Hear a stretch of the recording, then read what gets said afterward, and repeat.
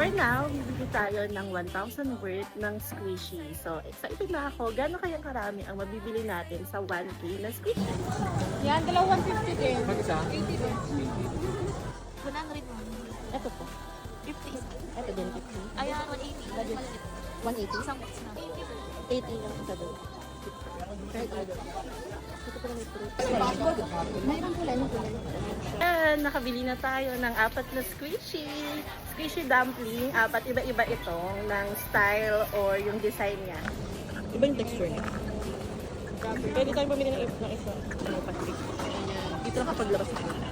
Pili ulit ako ng 4 set or 4 pieces na dumpling. Ibang style naman nito. Nakakatuwa. So, excited ako ipakita to sa inyo. Ang cute ng, ano niya, ng pa-effect niya dito. Ano kuya? It's like a tiny button look. Ay ba yun? Mas mura talaga ang squishy dito sa Divisoria, lalo na kapag karoon ka ng discount or maramihan. So that's all for our squishy hand. See you sa ating haul. Bye-bye!